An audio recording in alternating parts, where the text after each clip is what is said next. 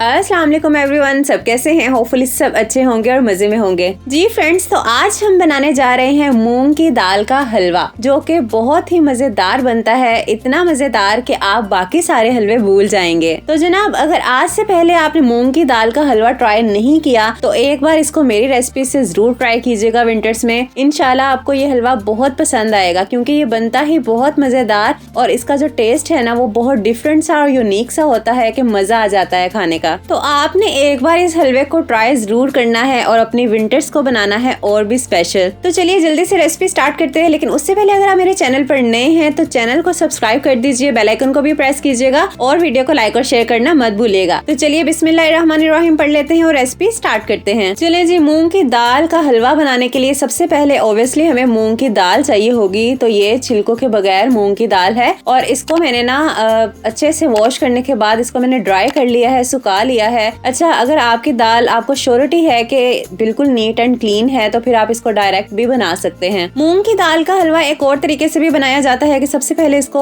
Overnight soak किया जाता है। वो बहुत ज्यादा लंबा चौड़ा प्रोसेस हो जाता है। मैं आज आपको इंस्टेंट हलवे की रेसिपी दूंगी जो कि बहुत जल्दी बन जाता है और आपको इंशाल्लाह बहुत पसंद आएगा। चलें जी, दाल के बाद हमने बाकी इंग्रेडिएंट्स भी ले लिए हैं। यहाँ पर दूध, घी, चीनी और मेरे पास ड्राई फ्रूट्स भी हैं जो कि हमें हलवे की मेकिंग के लिए चाहिए। तो अब जल्दी से मेकिंग स्टार्ट करते हैं। तो उसके लिए सबसे पहले मैंने एक कढ़ाई ले ली है और इसमें हम सबसे पहले डायरेक्ट ऐड करेंगे मूंग की दाल, ठीक है जी। और इसको सबसे पहले हम ड्राई रोस्ट करेंगे। इसको हम इतना ड्राई रोस्ट करेंगे कि इसमें से अच्छी सी खुशबू भी आने लगे और इसका जो कलर है ना वो चेंज हो जाए। अभी ये येलो कलर की है तो हमने इसके गोल्डन ब्राउन होने तक ना इसको ड्राई रोस्ट करना है, ठीक है। तो यहाँ आप देख सकते हैं कि दाल का जो कलर है ना वो आहिस्ता आहिस्ता चेंज हो रहा है और इसमें हमने कंटिन्यूसली चम्मच चलाना है ताकि जो दाल का कलर है ना वो एक जैसा आए। अब यहाँ आप देख सकते हैं कि दाल जो है वो गोल्डन ब्राउन हो चुकी है। तो यहाँ मैंने फ्लेम ऑफ कर दी थी और इसको मैंने निकाल लिया था एक बाउल में ताकि ये अच्छे से ठंडी हो जाए। जब तक दाल ठंडी हो रही है हम इसके नेक्स्ट स्टेप की तरफ चलते हैं। तो सेम कढ़ाई में मैंने 4 टेबलस्पून देसी घी ऐड किया है। आप लोग दूसरा घी भी इस्तेमाल कर सकते हैं और इसमें हम सबसे पहले ना ड्राई फ्रूट्स रोस्ट करेंगे। तो मेरे पास 1 टेबलस्पून काजू थे, 2 टेबलस्पून मेरे पास कटे हुए बादाम थे और 1 टेबलस्पून ही मेरे पास कटे हुए पिस्ता थे। इन तीनों चीजों को हम ड्राई रोस्ट करेंगे। किशमिश बाद में ऐड करेंगे क्योंकि किशमिश बहुत जल्दी फूल जाती है और जलने लगती है। इन ड्राई फ्रूट्स को हम थोड़ा सा रोस्ट कर लेंगे, उसके बाद हम किशमिश भी ऐड कर देंगे। जैसे ही इनकी प्यारी सी खुशबू आने लगेगी और किशमिश भी फूल जाएगी तो हम इन ड्राई फ्रूट्स को निकाल लेंगे। ड्राई फ्रूट्स को रोस्ट करने से ना हलवे में इसका फ्लेवर और भी बढ़ जाता है। अब दूसरी तरफ जनाब, जब दाल ठंडी हो गई थी तो मैंने इसको पीस लिया था और इसको हमने इतना ग्राइंड करना है कि ये थोड़ी सी ना दरदरी सी रहे। जैसे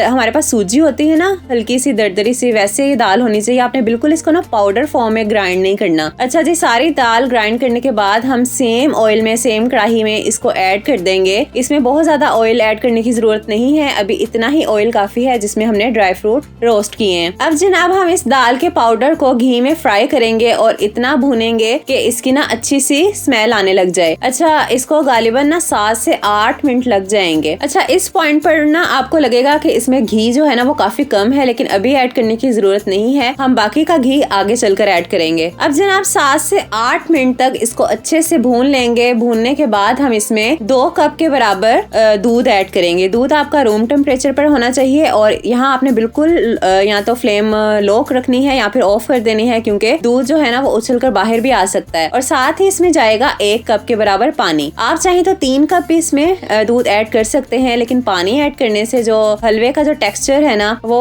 काफी अच्छा बनता है। अब हम इसको कुक करते जाएंगे और कंटिन्यूसली हम इसमें चम्मच चलाते जाएंगे। चम्मच चलाते हुए से हमने तब तक पकाना है जब तक कि हलवा गाढ़ा नहीं हो जाता। जब आपको लगेगा ना कि यहाँ पर हलवा जो है वो गाढ़ा होना स्टार्ट हो गया है तब हम इसमें चीनी ऐड करेंगे और चीनी मैंने यहाँ पर 1 कप के बराबर ऐड की थी। इसमें जो इंग्रेडिएंट्स की क्वांटिटी है वो कुछ इस तरीके से जाएगी कि अगर आपके पास 1 कप मूंग की दाल है तो आपके पास चीनी भी 1 कप ही होनी चाहिए और जो आपके पास लिक्विड है ना वो इसका ट्रिपल होना चाहिए। तो इसीलिए मैंने ट्रिपल जो है ना वो लिक्विड ऐड किया, यानी कि 2 कप मेरे पास दूध और 1 कप पानी था और चीनी और मूंग की दाल 1-1 कप थी। चीनी को हम अच्छे से इसमें मिक्स कर लेंगे। अब साथ ही इसमें हम इलायची ऐड करेंगे, जो कि मैंने 4 से 5 अदद खोलकर ऐड की थी। आप लोग चाहें तो इलायची पाउडर भी इसमें ऐड कर सकते हैं। इसको भी हम अच्छे से मिक्स कर लेंगे। इलायची की खुशबू और फ्लेवर माशाल्लाह से बहुत अच्छा आएगा इसमें। अब हम कंटिन्यूसली चम्मच चलाते हुए हलवे को पकाते जाएंगे। यहाँ पर आपको लगेगा कि इसमें ऑयल कम है, तो यहाँ पर हम इस पॉइंट पर 2 टेबलस्पून देसी घी मजीद ऐड करेंगे। देसी घी अगर आपके पास अवेलेबल नहीं है तो आप सिंपल घी भी इस्तेमाल कर सकते हैं। अब देखें इसमें जो हलवे में जो शाइन और खूबसूरती है ना, वो घी ऐड करने से एकदम आ जाएगी और हलवे का जो टेक्सचर है ना, वो आपको बड़ा प्यारा सा और अच्छा सा लगेगा। अब यहाँ आप देख सकते हैं कि हलवा जो हमारा है ना, वो काफी गाढ़ा भी हो गया है और ऑलमोस्ट यहाँ पर डन होने ही वाला है। तो यहाँ पर हम लोग अपने रोस्ट किए हुए ड्राई फ्रूट्स ऐड कर देंगे और इनको हम अच्छे से मिक्स कर लेंगे। अब जनाब ये आप पे डिपेंड करता है कि आपने हलवे को कितना गाढ़ा करना है, लेकिन मैंने इसकी ना इतनी ही थिकनेस रखी थी, वो इसलिए कि ठंडा होने पर हलवा मजीद गाढ़ा हो जाता है। तो जनाब यहाँ हमारा हलवा